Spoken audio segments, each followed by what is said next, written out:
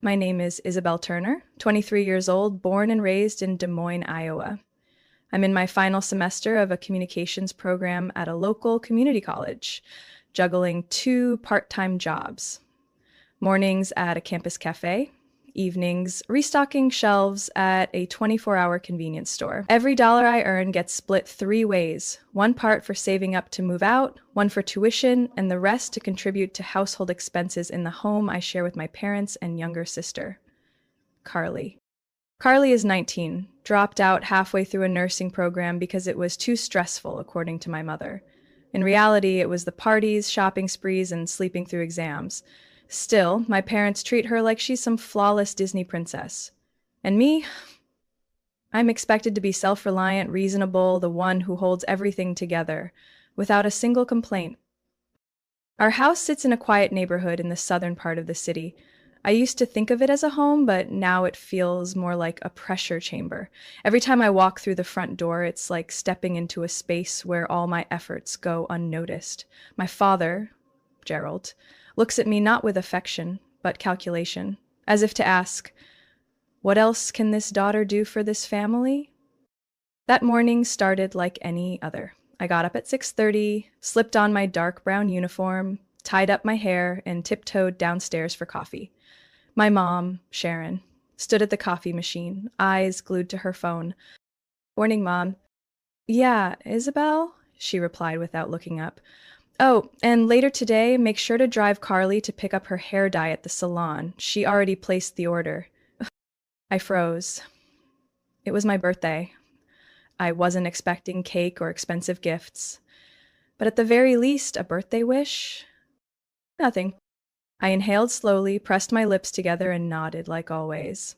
Then I noticed my laptop wasn't on the kitchen counter. My silver MacBook Air, which I'd bought 6 months ago after saving nearly a year's worth of cafe tips. I had placed it there last night after finishing an internship application to New York. "Where's my laptop?" I asked, keeping my voice steady. Still focused on her phone, Mom responded in a tone so flat it was almost cruel.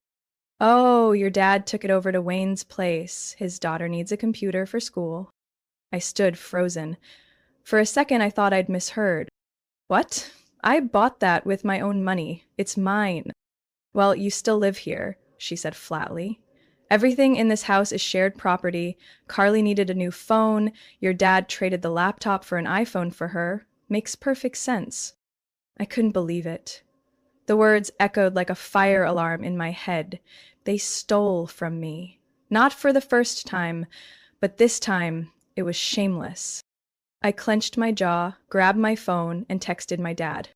"Dad, why did you take my laptop without asking?" 1 minute later, he replied, "Carly needed a new phone. You should know your place, and next week you'll pay her tuition, $5,500. Be grateful we feed and house you." I went numb. My phone trembled in my hands. My cheeks burned, but inside, I felt nothing. No rage, no sadness, just that sensation like someone had dumped a bucket of ice water straight into my chest. I typed back, "Not happening."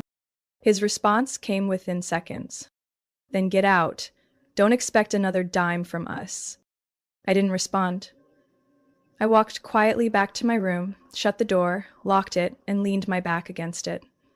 The sounds of the house buzzed beyond the walls, but I couldn't hear them anymore. I knew, from that moment on, nothing would ever be the same. I stayed frozen behind the locked door, clutching my phone like letting go would send me straight into a bottomless pit. My room held only a bed by the window, a few old photo frames, and the closet Carly often raided whenever she needed a surprise party dress. The laptop was gone, and my birthday had been buried under chores and eviction texts. I had endured quietly for years, believing that if I worked hard enough, someone in this family would notice, would be grateful. But in the end, I was nothing more than a walking ATM and Carly's unpaid babysitter. A new message buzzed on my phone. I didn't want to look, but I did. From Carly. "You're blowing this way out of proportion. If you can't help the family, at least don't make it harder."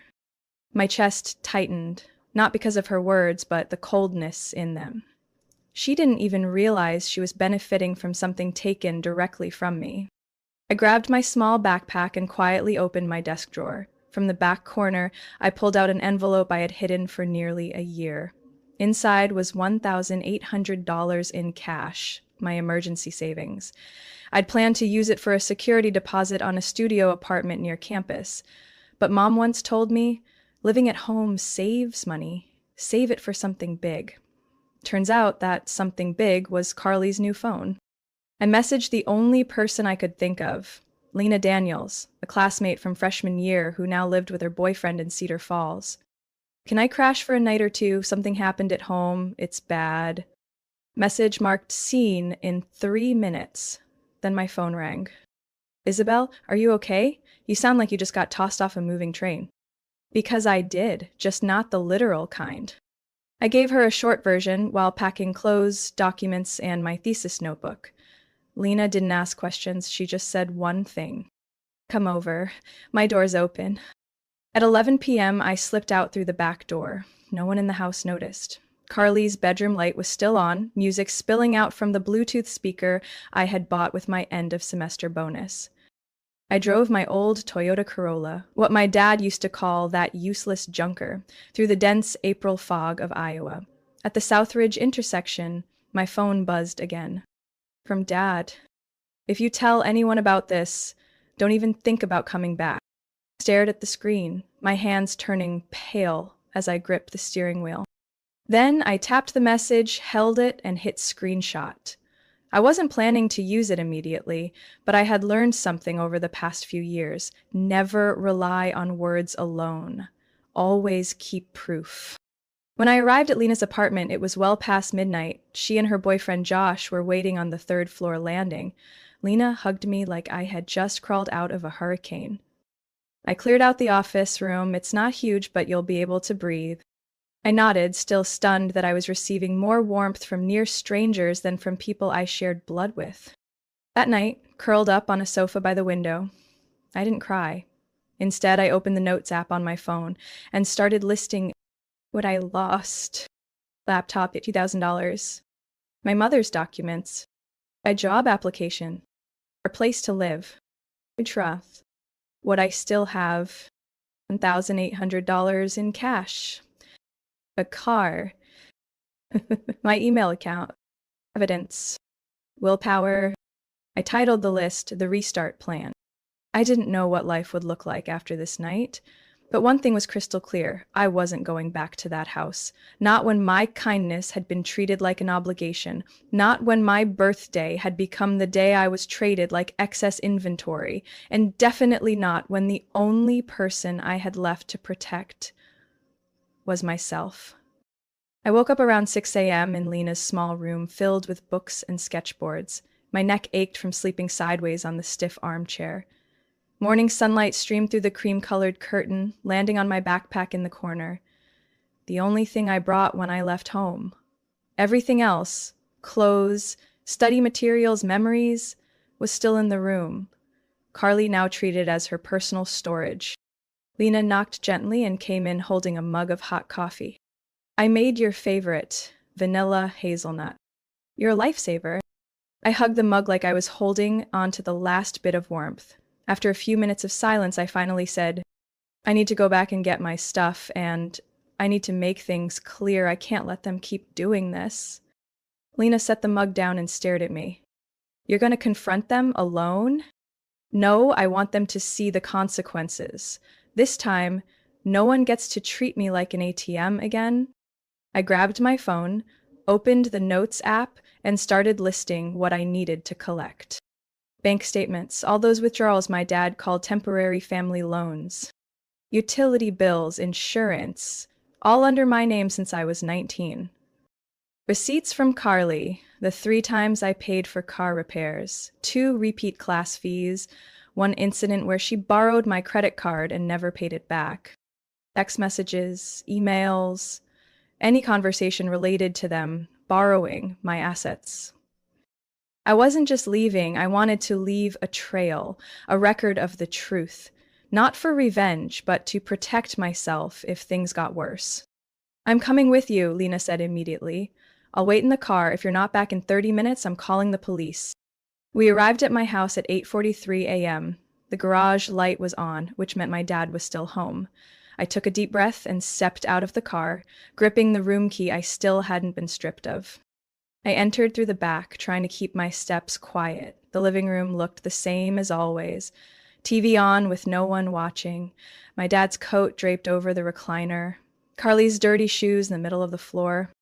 My room, once familiar, felt eerily empty. The closet was wide open. Some clothes were missing. The navy moon dress I wore for my first-year presentation was gone. In its place, Carly's hoodie was flung across my bed like a territorial marker. I didn't have time to be angry. I went straight to the desk drawer and pulled out a folder. Inside the envelope labeled Tax and Bank, I found bank statements from Wells Fargo showing multiple transfers from my account to G. Turner, my dad's name. Next, I opened the small cabinet by the corner where I kept all the bills, over 20 documents from internet to water language. Every one listed Isabelle Turner, current address. I used my phone to snap a photo of each one, every number, every detail. As I turned to head to the kitchen for more documents, my dad's voice rang out behind me. "What do you think you're doing here?" I turned around, holding his gaze. "I came to collect what's mine, and the proof that I've been carrying this family for the past 4 years." He scoffed. "You think a few silly papers are going to make anyone believe you? Family is about responsibility. You're still living here. Nothing here belongs to you." I held up my phone. "Everything's recorded. I don't need people to believe me. I just need a lawyer." His face darkened. He took a step forward. I backed up, phone ready to record. "Don't do anything stupid. I'm leaving now. But if anyone in this house touches my things again, I'll come back not alone." I ran upstairs, grabbed the last 3 outfits left, shoved them into my backpack. Before leaving, I placed a handwritten note on my desk. "Long last time. Everything has a limit, even people." I slipped out through the back door, heart pounding. When I got in the car, Lena didn't ask anything. She just handed me a bottle of water and turned on some quiet music. We stayed silent the whole drive home. But in my head, the pieces of truth were falling into place. Numbers, evidence, years of being invisible. That night, back at Lena's apartment, I sat on the floor of her study, back against the bookshelf, staring at the old laptop Josh had temporarily lent me. My fingers typed, non-stop. Not because I wanted to write, but because I needed to. I needed to document everything. I needed to leave behind something they couldn't deny. I opened each image file, cross-checked it with the receipts I had just photographed that morning, and started compiling a file, The Truth According to Isabelle Turner. Page 1 listed all unauthorized withdrawals from my personal account, including every borrow and forget incident from my father. It totaled nearly $5,400 over 3 years, not counting the times cash disappeared from my wallet when I left my purse in the kitchen. Page 2 outlined utility, insurance, and internet bills I had consistently paid since I turned 19, while Carly was still a high school senior and my parents insisted, "She's too young, she needs to focus on her future." Page 3 included a scanned receipt for the MacBook Air I bought, purchase date, serial number, warranty registration, and a picture of me holding the device at the downtown Des Moines store. Next to it, I added a screenshot of my dad's message. "Trade it for Carly's phone, you should be grateful." I also attached the online police report I had filed early that morning, titled Unauthorized Property Sale and Financial Coercion by Immediate Family. I knew it wasn't enough to get anyone into court, but it was a start, proof that I wasn't staying silent. I printed 2 copies of the file, placed them in clear report covers, and labeled them neatly. One stayed in my bag. The other, I'd leave somewhere they couldn't ignore. The next morning, I went back to the house. Lena parked a block away. I walked the rest of the way, emotionless, holding the file. The front door was unlocked. I entered through the kitchen. The familiar room felt eerily still. My mother was making coffee. She looked up in surprise when she saw me. "You're back, Isabelle?" Her tone was calm, as if the blow-up 3 days ago had been a minor misunderstanding. No, just stopping by. I set the file down on the dining table, right where she usually read the morning news on her tablet. My voice was soft, but clear. I don't have anything left to give, but I'm leaving this. You should read it. She frowned, flipped through a few pages, then looked at me with an unreadable expression. Who are you trying to threaten with this? No one. I don't need to threaten anyone. I'm just stating facts. I turned to go, but at the door I paused. Mom, I wrote clearly in the file, if anything in there isn't resolved properly, I'll send the copy to the right people. And I already have legal support. I left the sentence hanging like a silent warning and walked out. 3 hours later, while Lena and I were picking vegetables at the farmer's market, my phone rang. Caller ID, Carly. I didn't answer. A text came through instantly. What did you leave behind? Mom's freaking out, Dad's calling a lawyer. Are you trying to blow this up? Another longer one. Why are you doing this? Is it over that laptop, or are you just jealous? Do you even know how much stress you've caused this family? I stared at the screen. Those words didn't hurt anymore, not even a little. That evening, I emailed a copy of the file to the legal aid clinic for Iowa student victims. An old high school friend was doing her internship there. I only wrote one line.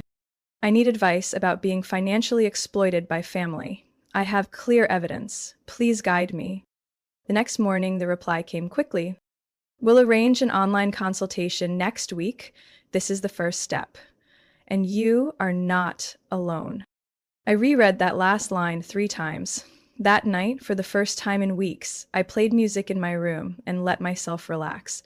Not because it was over, but because I knew I had started something that could not be undone. Less than 24 hours after I left the file, my phone started vibrating nonstop, as if someone were trying to pull me back into the same old spiral. The first message came from Mom. Isabelle, this doesn't need to go that far. I know you're upset, but this is a family matter. You shouldn't be making it legal.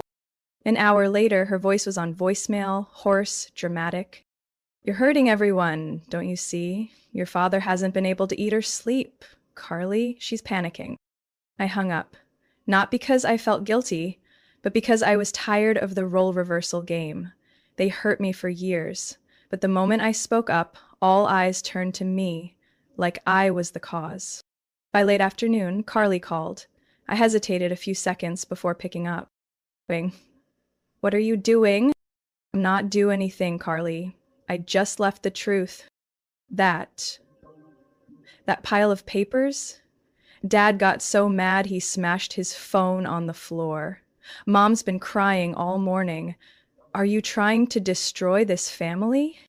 I leaned against the wall, kept my voice steady.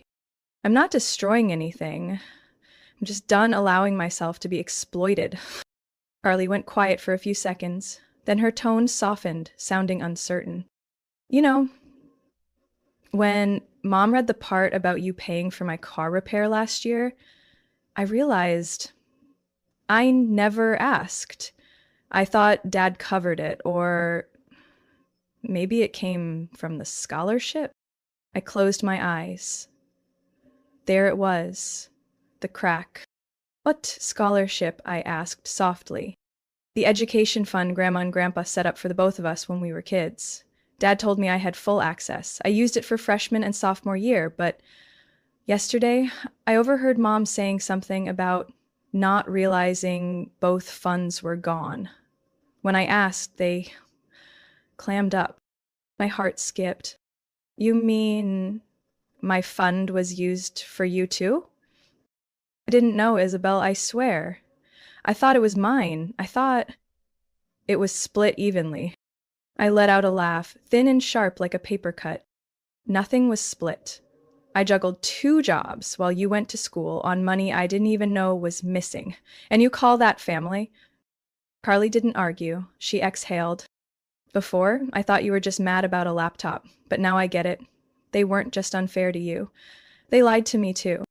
I said nothing, let the silence spread like ink on paper. What are you going to do next? Carly asked after a pause. I looked up at the ceiling, where Elena's soft yellow light cast quiet shadows. I don't know yet, but I'm not going back. I'm going to reclaim what's mine, and if they don't cooperate, I'll take it further.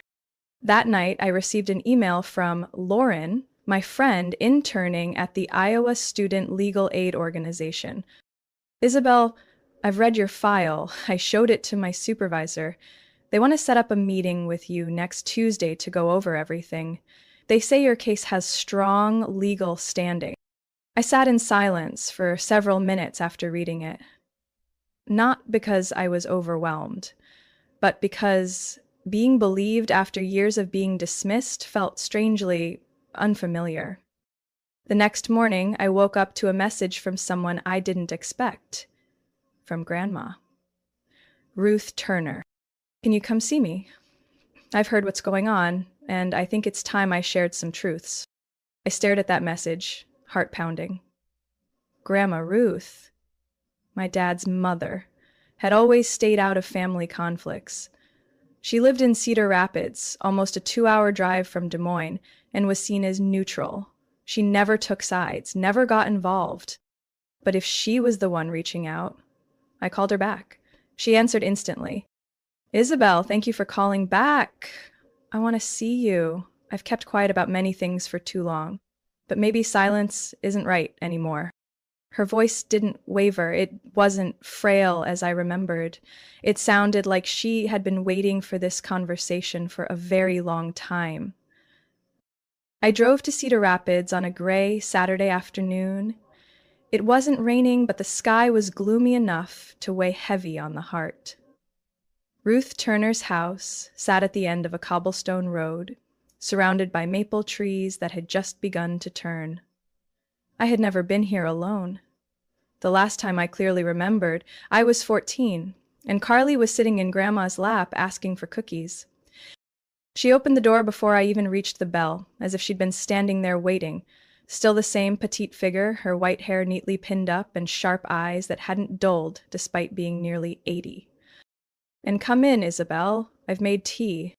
We sat in the living room, surrounded by classic landscape paintings and a faint scent of lavender in the air.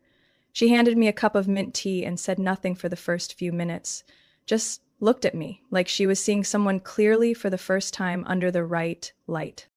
I read the file you left for your parents. I nodded. I also talked to Carly.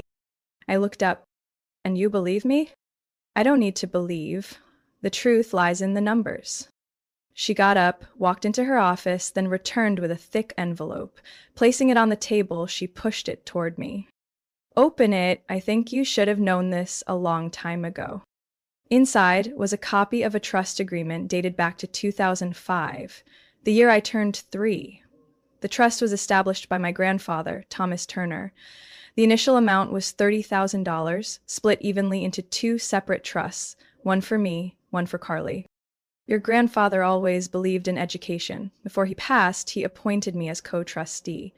But when he died, your father convinced me to relinquish my role, saying the next generation should take responsibility.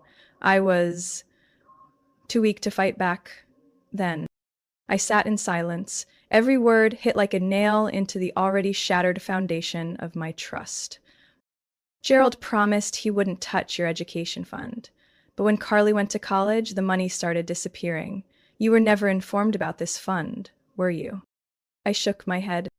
Said we didn't qualify for financial aid, so I worked part-time, took out student loans, and lived at home to save money. I believed him. She stared at me for a long time. Then she said slowly, Gerald used your trust to cover Carly's second-year tuition after she lost her scholarship. Nearly all your fund was drained in just 18 months. I wasn't shocked anymore, just an empty space carved deeper inside my chest. And Carly, she didn't know, she added. She thought that was her share. You think she's selfish, but she was deceived too. I leaned back in the chair, my hands tightening around the cup. What do you plan to do? Ruth sat up straight. I called your grandfather's attorney, the one who drafted the original trust. We're requesting a full financial audit, and if necessary, we'll go to court. That last part stopped me cold. You mean sue my father? Not for revenge, just for clarity. You can't move forward if the past keeps weighing you down. I nodded, though my mind hadn't caught up with everything yet. And Carly? If she truly wants to make things right, she'll find a way. She paused, then said sharply but quietly, "If not, she's no different from Gerald." Before I left, she handed me a scanned copy of the trust documents and a meeting notice with Mr. Raymond Ellis, the family lawyer, for next Wednesday at his office in downtown Des Moines. "You don't have to do this alone anymore." I left Cedar Rapids after sunset, the golden hour lighting up one side of the road. The file sat on the passenger seat beside me. My heart was quiet, but no longer cold, because for the first time in years, someone was standing with me. And for the first time in my life, I knew one thing for sure. They weren't going to get away with this quietly. I moved out of Lena's apartment early the following week, after Mrs. Ruth called to inform me that she had just purchased a small unit in the Beaverdale neighborhood, less than a 15-minute drive from my campus. "You need a decent place to begin again," she said, her voice gentle but resolute. I was about to refuse, but she added, "It's not a favor, Isabelle, it's an investment." The apartment sat on the second floor of a red brick triplex with a large window facing a small park and an open kitchen topped with light gray granite counters. I never thought I'd cry over a kitchen, but when I placed the first cup on the shelf and didn't hear anyone say, "Stop making a mess," I actually broke down. Josh helped me reinstall the old hard drive into the laptop I had reclaimed. My dad's neighbor, Mr. Wallace, had returned it after realizing what had really happened. "I didn't know they took it from their daughter," he wrote on a slip of paper. "Truly sorry." No embellishments. I appreciated that more than any excuse my parents could have given. When I powered it on and saw the folder titled Thesis Final Drafts, it felt like recovering a piece of my soul that had been abandoned. All the files were intact: job portfolios, recommendation letters, writing samples. I took screenshots, then backed them up in 3 different cloud drives, almost like I was afraid someone might take them again. A few days later, I applied for a part-time marketing assistant position at a startup called Maple and Crest, focused on educational technology. I found the job posting on a student bulletin board and submitted my application that same night. The next morning, I got a call from the CEO. "Tasha." "Nope." "I was impressed by how you presented your materials," she said. "Clean, clear, and honest. Can you come in for an interview this afternoon?" I arrived 20 minutes early, wearing an old white blouse, carefully ironed, carrying the laptop that now held a kind of battle scar. The interview wasn't like any I'd had before. Tasha didn't ask about grades or awards. She just looked at me and asked, "When was the last time you overcame an unfair situation?"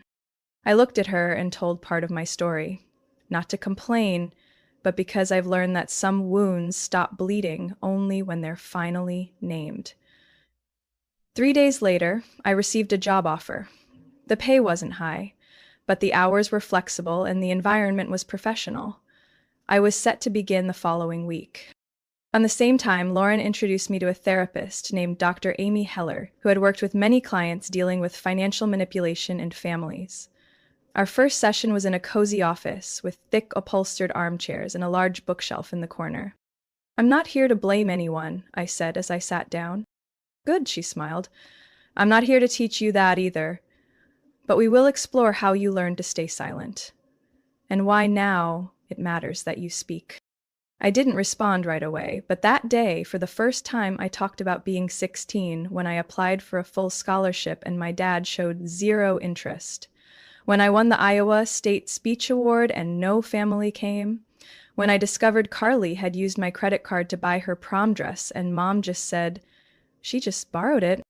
We met every Friday at 3 p.m., and gradually the broken pieces started to make sense. I hadn't just been financially exploited. I had been taught that my worth was defined by how much I sacrificed for others. By the end of the month, I got an email from Tasha offering me my first solo project, designing a media campaign for a scholarship program targeting underprivileged students. I hesitated for a second before replying yes, but this time not out of fear of missing a chance. because I knew I was ready to lead it. That evening, while making coffee in my tiny kitchen, I got a text from Carly. "Are you okay? I know it's not enough, but I'm sorry."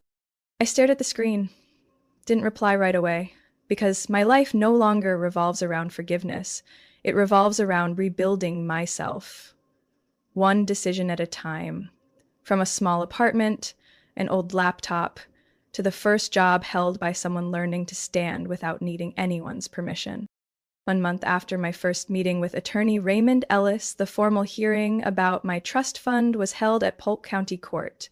I arrived early, wearing a navy new suit borrowed from Lauren. It fit eerily well. Carly sat beside me, clutching her purse, lightly made up but with eyes red from sleeplessness. Across the room were my parents. My father sat with arms crossed and a frozen expression, while my mother dabbed at the corners of her eyes with a tissue whenever someone glanced her way. But this time, no one bought the tears. When the judge requested a document review, Raymond presented everything clearly. Evidence of the unauthorized withdrawals from the trust, banking records, testimony from the original overseers, my grandparents, and finally a copy of my father's false declaration submitted to the fund's governing body. The court acknowledges that Mr. Gerald Turner unlawfully used the entire amount belonging to Isabelle Turner without beneficiary consent and intentionally concealed the fund's existence from the rightful trustee. There was no need for a rebuttal. The evidence was undeniable. The court ruled, all misappropriated funds, totaling $28,400, must be reimbursed to Isabelle within 90 days.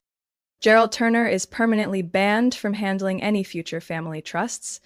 The remaining trust balance will be overseen by an independent manager, supervised by a court-appointed attorney. I didn't cry. I didn't need to. That formal recognition in clear daylight and legal language was enough to close a painful chapter. After the hearing, Carly followed me out into the hallway. "You don't have to forgive me, but I'm grateful you let me be there. You could have kept me away, but you knew I needed to understand." I turned to her. Forgiveness doesn't mean erasure. It means choosing not to let it define everything else. Carly nodded. We didn't hug. But for the first time, between two women raised to compete for love, something softened. In June, I received an official raise from Maple and Crest and the chance to coordinate a small project. Tasha placed a hand on my shoulder during a Monday morning meeting and whispered, "You didn't just make it through, you're paving the way." That was the day I received a second email from Ms. Ruth. "Dear Isabelle, if you don't mind, I'd like to gift you something.